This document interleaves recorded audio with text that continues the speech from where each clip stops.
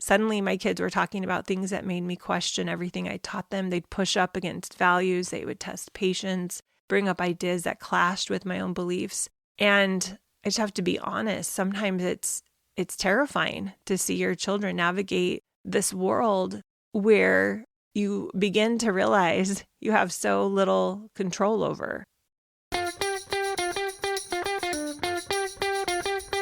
Welcome to the Connect Method Parenting Podcast, where correction is out, connection is in, and your kids want to listen to you.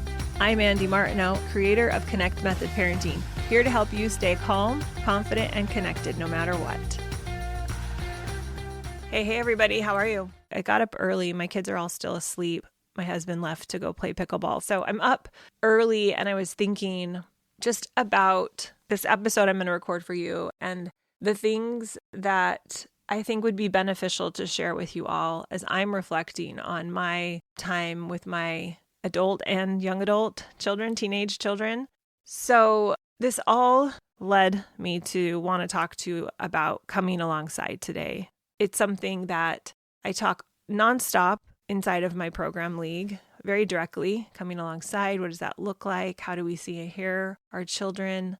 And I talk about it indirectly all the time here. I don't know if I've ever called it out specifically on the podcast, but it's alluded to, inferred all of the time. So let me ask you something. Have you ever felt like your heart couldn't possibly stretch any further? Like you've hit an absolute limit of what you can handle, only to discover that parenthood has some other plans for you. And that's how it feels sometimes, especially when our kids enter adolescence. So if you have a tween, teen, or young adult kid, this episode is especially for you. If you have younger kids, listen and get ready for what's in store. It's the best, I think, and the hardest in some ways too, a phase that our kids go through. There's a kind of love that comes with parenting, a love that defies reason and logic. And it carries us through those sleepless nights with the crying baby and the chaos when the toddler is having their big tantrum,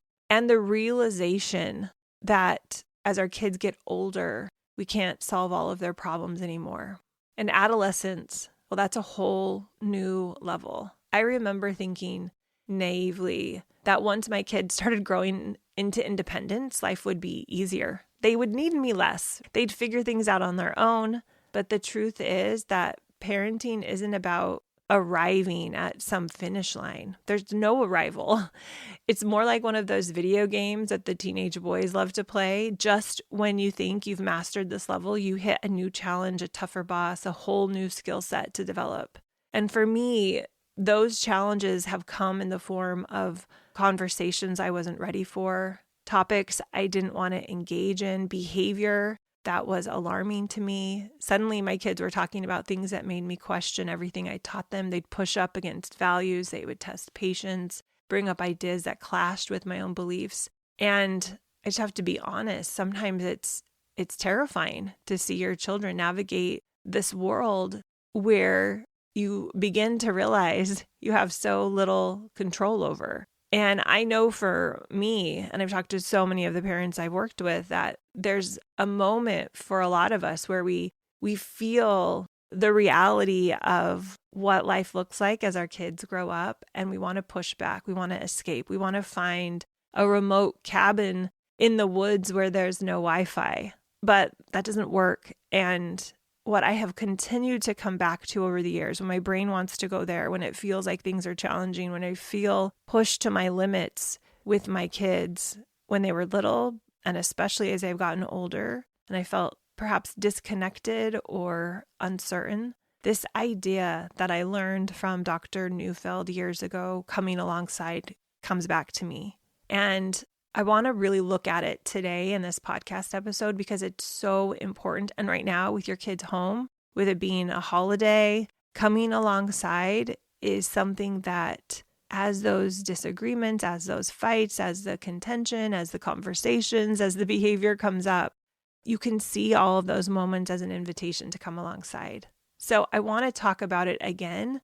If you've heard me talk about it inside of League, and maybe for the first time that I've directly called it out on the podcast because it is so important. So what does it really mean to come alongside your child when everything they're doing feels provocative or personal or uncomfortable? How do you stay connected when what you want to do is anything but stay connected or stay close or understand them? For me, it started with a decision to not shy away from any topic or behavior or interaction that made me uncomfortable, to try my best to lean in instead of leaning out of experiences that I didn't agree with or I didn't understand or I didn't know how to respond to. So let me give you an example that really is a collection of so many people's experiences, including my own.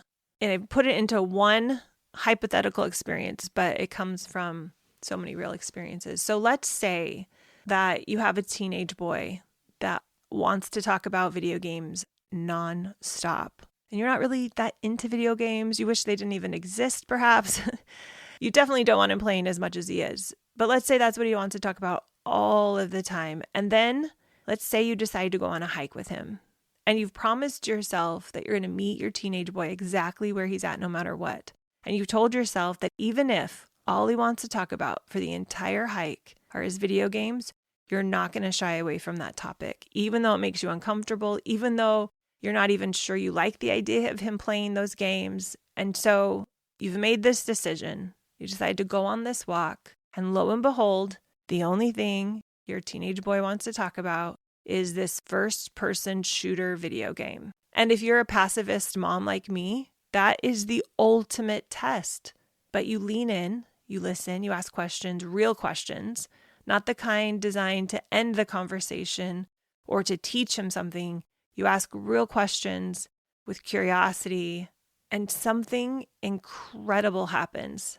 Suddenly, the subject matter stops feeling so personal. And by the time you reach the end of your hike, you guys have been opening up and sharing things in ways that you've never shared or opened up or had conversations like before. Let's say he's sharing his feelings about the game now, what he likes about it, but also what he doesn't like about it, why he's drawn to it and why he wish he wasn't drawn to it. And you listen in wonder at the way his mind is unfolding and developing. And the conversation teaches you something profound. Your discomfort has been creating a barrier between you. And by letting it go, you made space for connection. Even though this was very uncomfortable, it was very difficult for you, it wasn't easy, it was worth it. And over time, more tiny and maybe even not so tiny moments come up for connection. And you find yourself talking more and laughing more and engaging more. You feel more connected. And you realize the power of coming alongside. Literally on the walk, you were coming alongside physically, but also emotionally, mentally, coming alongside every step of the way. And you realize that coming alongside isn't about agreeing with everything or giving up your values. It's about creating a lifeline, a relationship so strong that it can withstand the messiness and the mayhem and, let's go with this hike analogy, the mud, the literal mud and dirt that comes with life, that it can withstand all of it. It's about creating a relationship that moves beyond all of the messiness. And let's be clear, the mud's always going to be there. The mess is always going to be there. There's going to be a little bit of mayhem and confusion, but you begin to become more and more comfortable with that. And you get better at coming alongside your child. And some days you celebrate that the best you can do is come alongside your own resistance to what's going on. And you commit to holding on to that lifeline and creating something so strong, something so unshakable that no matter what life throws at you or your kids, that your relationship is stronger than that. And you show your kids that no matter what, we are in it with them. We want to understand them. We are on their team. We are on their side. We believe in their goodness. I love Dr. Carl Jung's, motto, you guess you could call it, where he says, come with unconditional positive regard. And they know that that is our desire. So how do we bring this into our own parenting? There's 3 things that I want you to remember. 1, you got to lean into the discomfort. Those topics that push your buttons are often the ones that offer the biggest opportunity for connection. So don't shy away from them. Lean in with curiosity. 2, strengthen the relationship. That relationship with your child is the most powerful tool you have. Build it, nurture it, trust that it will hold even in those hardest moments. And if you feel like it's weak right now, ask yourself why and how can I repair it? And 3, expect the mess. Parenting is messy. It's not clean. The kids aren't going to always do what we want. Life isn't going to present all of the scenarios that we wish it would present. So instead of resisting it, embrace it. Realize that the challenges can make the connection even stronger. Parenting isn't about fixing everything or protecting our kids from the challenges. It's about walking alongside of them, even when it's rocky and stormy and messy. It's about holding on to the belief that together you're going to find your way, that with the relationship intact, you will be able to come alongside and help and assist your child in a way that will serve them. So even though it's challenging to come alongside, my hope for all of us is that we allow our hearts to be stretched to their capacity, that we grow bold and become beautifully emboldened by the challenges and the tough times so that we can find our joy, our connection through all of the messiness. You all, I love that we get to have these conversations each week. Thank you so much for joining me today. If this episode resonated with you, share it with a fellow parent who could use some encouragement or use some awareness around the idea of coming alongside. Thank you so much for listening to this podcast. Stay connected with your kids. Go connect your face off with them. Get curious. And remember, you're doing better than you think you are. We'll see you next time.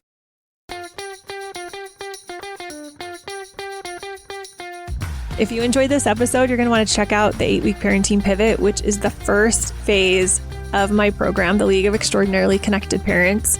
We're opening up a new round in October. So if you're listening to this live, it's going to be October 7th. If you're listening to this and that date has passed, go check out the website, connectmethodparenting.com, and we'll list the next time we're opening. But if you're listening to this live, go check it out because you can already apply and get accepted into the next round so that you can lock yourself in place to have a huge shift with your kids, to get them to want to listen to you. Just very different than using punishments, rewards, timeouts, ultimatums to get them to listen to you. We want it to be more cooperative. We want better listening. We want a great relationship, and we want to have a ton of fun when we're parenting. So if that's what you want, if what I talked about in this episode resonated, jump over to cmp.works/pivot. I'll put the link in the show notes as well, and find out more about the pivot, apply to join, and we'll let you know if you get in. All right. Until next time, go connect with your kids, have a blast, and pop back in for another episode soon about how to use connection, not correction, to get your kids to want to listen to you. See you later. Bye.